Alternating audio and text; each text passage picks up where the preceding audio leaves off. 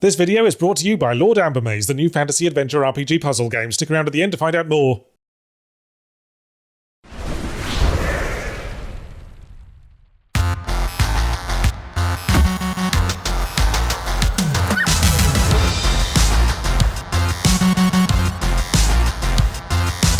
Not too long ago, we were doing a Windbreakers podcast on whether or not games have improved in the last 10 years, which obviously required us to go back and look at the state of things in 2014. And I was troubled when I looked at my top 5 for that year. Maybe I've gotten smarter, maybe some games look better with the benefit of hindsight, maybe tastes change over time, but I really feel iffy about the fact that I named Middle-earth: Shadow of Mordor my best game of 2014. It's still a good game. The Nemesis system that it pioneered was chef's kiss, really added new dimensions to the process of working our way through the requisite bad guy command structure to reach the final boss. Trouble is, in retrospect, I think less of it just because the industry as a whole hasn't iterated on the idea much, either because of patent squatting or good old-fashioned failure of imagination. The sequel, Shadow of War, expanded it to an extent, but they also tainted it with committee-design micropayment fuckery. Also, Shadow of Mordor is a supermarket-owned brand Ubisoft-style open-world game, and at the time it came out, Ubisoft hadn't yet completely driven those into the ground. In our current sandbox-fatigued age, it's a bloody hesitant recommend at best. In retrospect, then, I would like to displace Shadow of Mordor as best game of 2014 and replace it with a game that almost rhymes with it, coincidentally, Wolfenstein: The New Order, a game I've only gotten fonder of as time has passed, even more so since Wolfenstein Youngblood killed the Neo-Wolfenstein continuity stone dead, feeling like I should have appreciated it more while it lasted. Wolfenstein New Order is an over-the-top Nazi shooter, but it is phenomenally well written, like better than it has any right to be. Every now and again I criticise the storytelling in an action shooter and some comment will be like, oh, who cares about the story, it's a dumb fun shooter, turn your brain off. And what I always say in response is, nobody ever says the story doesn't matter if the story's actually good. And New Order is a prime example of how good writing can elevate whatever it's in, like the hot air in a balloon. It's a much more important title in the history of gaming than I appreciated at the time, so that's my new game of 2014, alright? Just pop it up from its previous position as second best game. The rest of 2014's top 5 still basically makes sense, but then I thought to look up everything else I reviewed that year, and man, did I really not give any prizes to FTL Faster Than Light? Slightly redundant title aside, I've put more Steam hours into that than everything in the top 5 combined. Granted, that's mainly because it's good second screen material to fiddle with while watching something else, but it definitely deserves a prize for being one of the few games I like that could be called a strategy game. Should probably have brought it up in my strategy game video a few episodes back actually, but oh fucking well. With that, my faith in my younger self was shaken. I felt moved to dig a little further to see if he fucked anything else up, and I didn't have to dig very far because my game of the previous year, 2013, was BioShock Infinite. Culture Shock, one of the pioneers of the burgeoning hairy dad subgenre, which I remember liking a lot at the time, but which certainly has turned into a bit of a polarizer over the years, and yes, there's a lot I have trouble making excuses for. The story's all over the place. Why does a culture obsessed with maintaining racial purity happily diddle with their own DNA to get superpowers? All the timeline hopping turns things into a confused mess, and it's hard to pin down what the hell the game's even trying to say. Racism is bad, revolutions are bad as well, also time travel. Others dislike it for being tonally askew from the rest of the games with shock in the name, but honestly that's partly why I liked it. My game of the year 2012 was Spec Ops: The Line, which I do stand by, but it tells us that this was at the tail end of the gritty realism era of shooters, where everything was slow, miserable, cover-based, and all in shades of grey and brown. So BioShock Infinite, being vibrant, rich with colour and life and full of fast-paced swashbuckling action, sliding up and down zip lines in Disneyland, made it very refreshing, and at least it was putting some serious effort into the story, all over the place though it was. The fact is, I can't in good conscience keep saying it was my favourite game from 2013, not when Papers, Please, Saints Row 4 and Assassin's Creed 4 also featured in my top 5. If the mark of a game's lastability is how often I keep bringing it up in regular conversation, then all 3 of those beat BioShock Infinite into a cocked racist hat. Black Flag is just about the last Assassin's Creed game I'd call good without qualification. It's probably still the best game simply about being a pirate. Well, let's say in the modern era. Monkey Island 1 probably beats it. It's the main reason everyone was excited for Skull and Bones, though they absolutely bloody well shouldn't have been. Saints Row 4 is about as characteristically jank as any Saints Row game, but it's such a joyous, over-the-top, gonzo send-up of itself and open worlds in general. It's so fun to play, and you can feel how much fun the designers were having with it as well. It is the model, in my view, for how to end a franchise like that. If only it actually had been the end, am I right, Volition? But if you twisted my arm, I'd put my hand on my heart, once you finish twisting my arm, obviously, and say Papers, Please would, in retrospect, be my actual favourite game from 2013. It was like the perfect birthday gift, something I would never have thought to get for myself, but now that I I have it, I love it. The post-dad game, or work simulator with a twist, wasn't as established back then, and the way Lucas Pope forged something so compelling out of what would sound on paper like the dullest gameplay imaginable was so ahead of its time, and really dug him into his spot as one of my favourite indie game designers. And then he did Return of the Obra Dinn, and tunneled down another 6 or 7 feet. Top 5 of 2012 still seems fine, and most of 2011 as well. Portal 2, Game of the Year, can't argue with that. But why the hell did I put Skyrim in as 5th best? Why, because it was one of the biggest releases of the year it came out, and remembered to this day as an all-time classic, Yahtzee. Granted, but here's the sticking point, viewer.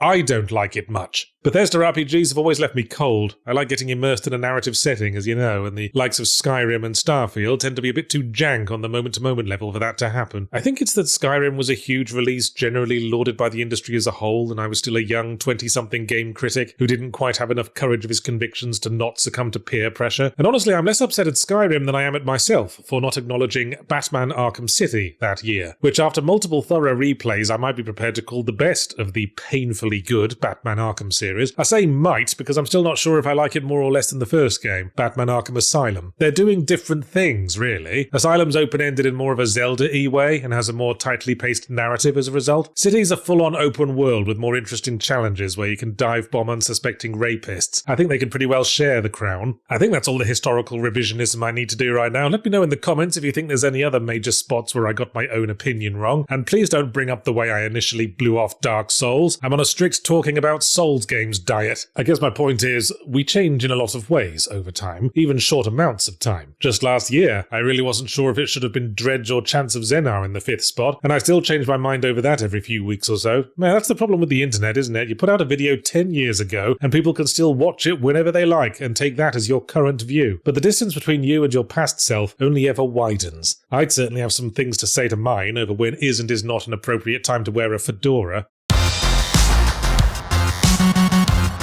This video is brought to you by Lord Embermaze, an upcoming adventure RPG where each of your individual steps control the flow of time. Venture deep into this gorgeous pixel art underworld, exploring dungeons, fighting monsters, and trying not to end up on the business end of a spike trap. The strategic puzzle-like combat means that you'll need to take careful consideration of each and every step. It's like playing hopscotch if you were also being chased by giant killer bees. Luckily, these dungeons are filled with helpful artifacts to aid you in your journey, and don't worry, you don't have to return any of these to some dumb museum. I mean, I ride just one of the dinosaur skeletons, and they give me a lifetime ban. Idiots. So what are you waiting for? Head on over to the Steam page now to wishlist Lord Embermaze and play a free prologue today.